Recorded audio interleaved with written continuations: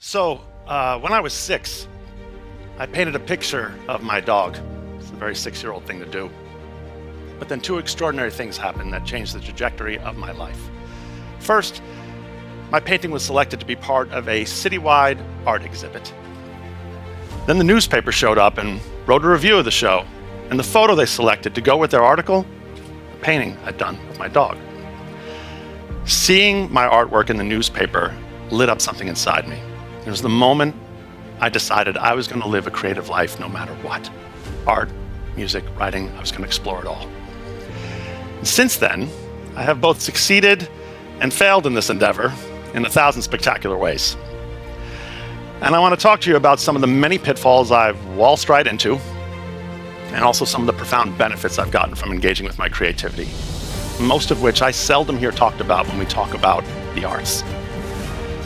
So the first stumbling block came only a few short years later. I was 9, maybe 10, when I discovered my uncle's art portfolio in my grandparents' basement, buried under a stack of boxes and papers. And his work was absolutely breathtaking. And I immediately fell into the pitfalls of comparison and self-doubt, two of the arch enemies of creativity. And I knew my work was never going to be this good.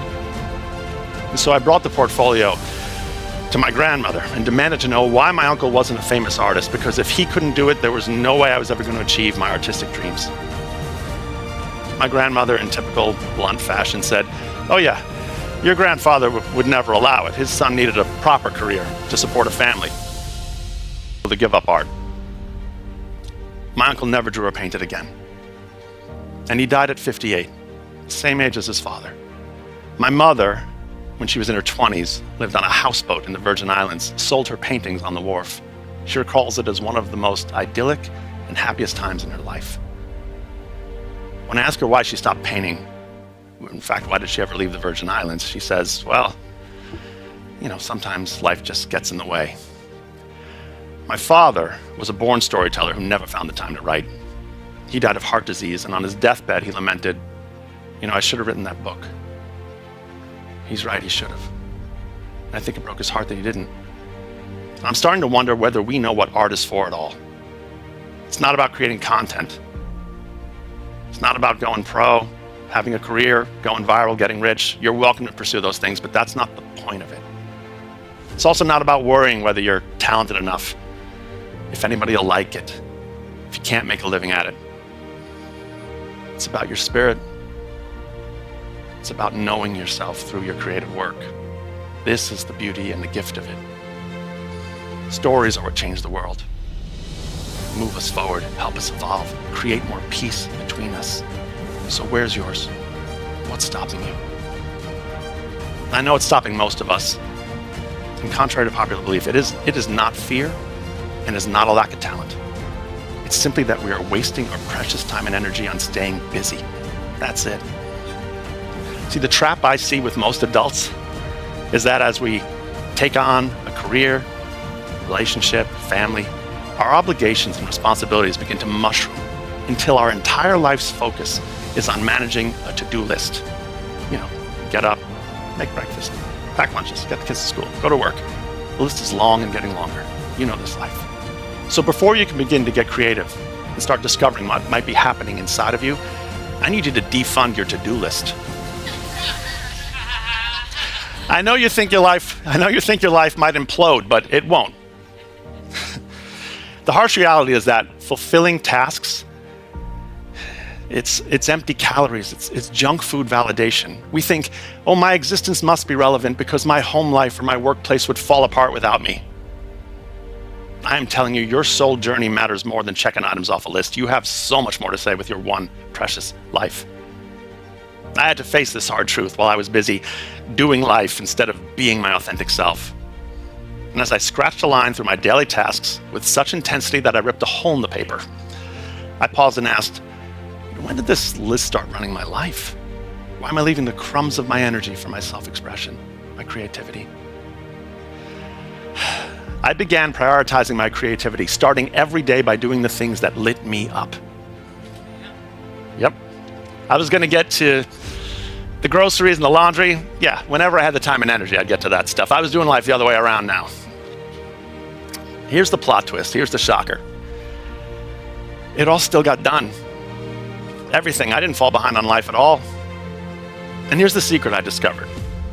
Is that when I began honoring my creativity first, placing my soul ahead of my stuff, every aspect of my life became more vibrant, more alive, more fulfilling. So the moment I gave myself permission to fill my fuel tank with creativity first thing, it gave me the energy and the enthusiasm to do everything at a higher capacity. Moreover, I was discovering who I was. See, my creativity was giving me insights into what was happening deep down inside me, my unresolved traumas, grief, anger, fears. And as a result, I grew more confident. There's no way I could stand here in front of you had I not done this work. So I beg of you, begin sharing your creativity. Discover what's happening inside of you and express it. And if you're not sure how to do it, I've got great news. I've got 6 steps that'll help anyone unlock their authentic creative voice and let it out.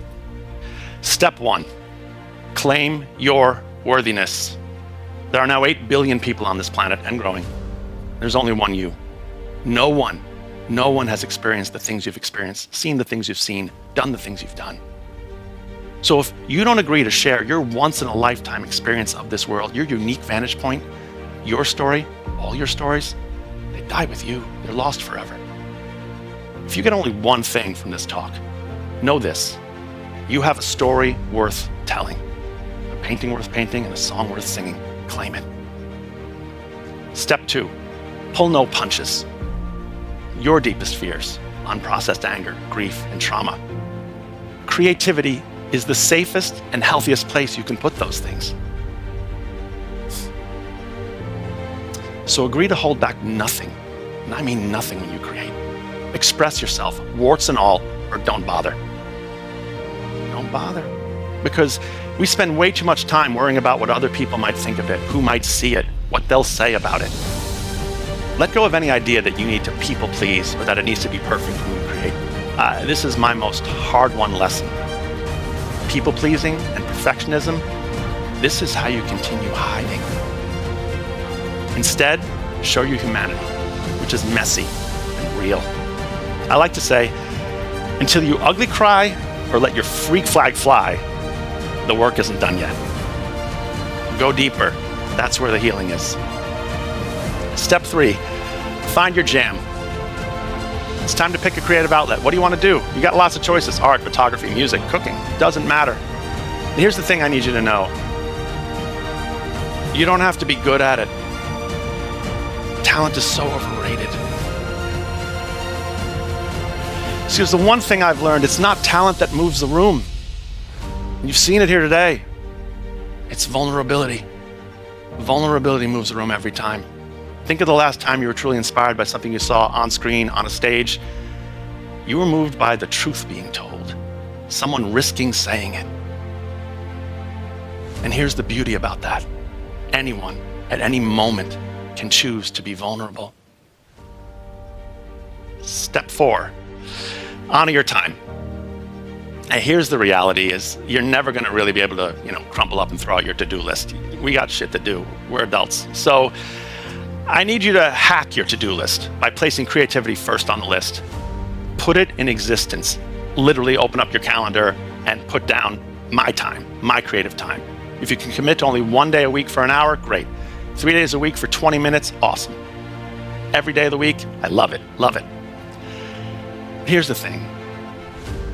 Approach those appointments, those sessions with yourself, as if your mental health and your spirit depend upon it, because they do. Put your creativity in existence.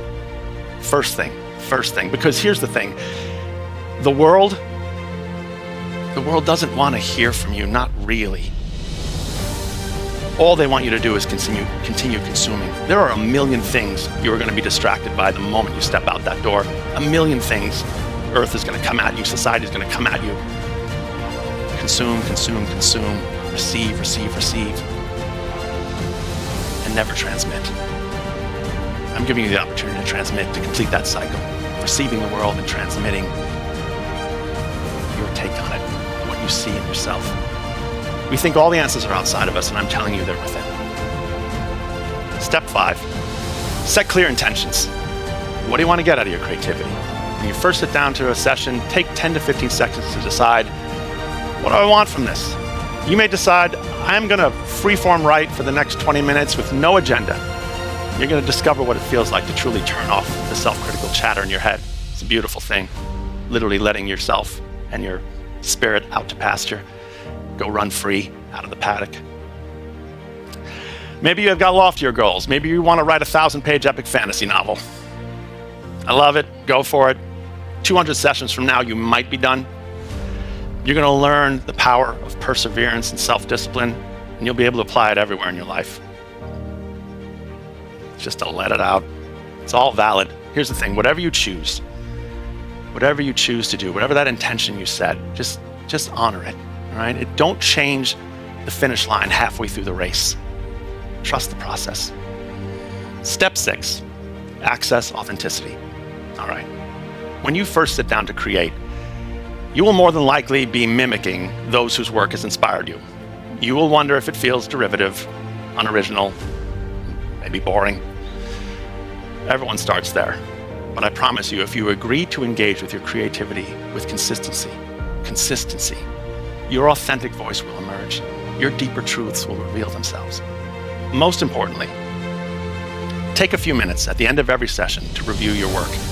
Don't compare it. Don't criticize it. Instead, get curious. Ask, of all the things I could have created, why this? What am I working through? What is my subconscious trying to tell me? And moreover, does it feel true? That's where the gold is. Not in what others think, but in what you can learn about yourself through engaging with your creative voice. There is no greater way to discover who you are and why you're here. See, I don't want you to look back in your life and wish you should have spoken up more, loved bigger, shared with more vulnerability and courage, fostered deeper connections with others. If you're looking to discover your deepest truths, it starts with engaging with your creativity. So sing your song, snap that photo, paint that picture, write that story, excavate that gold inside of you, and let